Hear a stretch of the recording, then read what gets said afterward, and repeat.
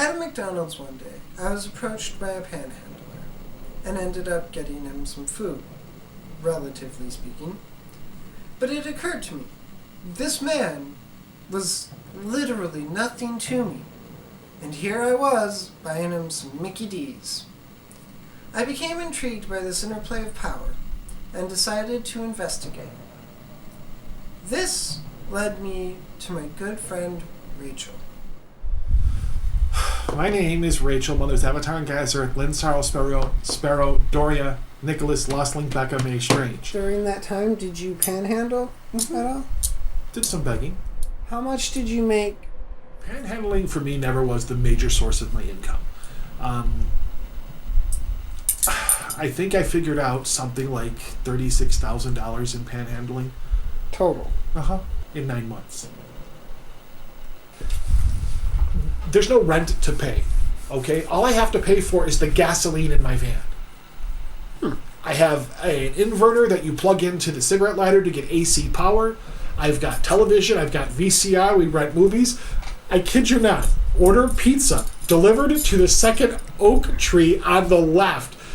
This was 1996, August. At that point in my life, I was married. I had a child that later turned out not to be mine.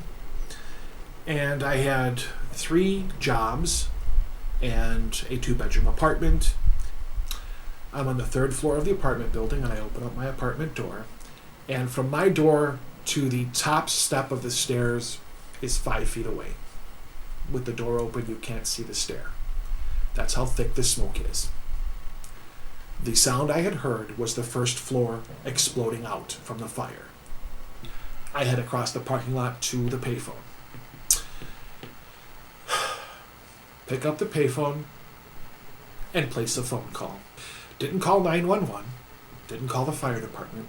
I called my best friend, John. He answers the phone, and this is what comes out of my mouth. I'm sorry to disturb you two, but our apartment building is on fire, and I can really use my wife right now. So somewhere I knew what they were doing. I knew that's where she was going. I knew that she was cheating on me.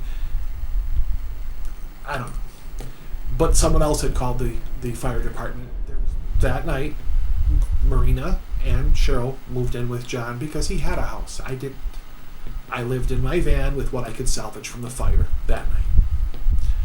Came back to my mother's house Wednesday night to find the house empty. Then I went to work Thursday morning. Got fired from my job I'd been working at for, 10, 15 years? For being gay. Thanks to this project, I realized that a few months ago, that could have been me if I weren't so lucky with friends and family. There, but for the grace of God, goes Caspar Orion Copper. So, I decided to volunteer at Hope House, a shelter for homeless families. Now, I just want to make a difference.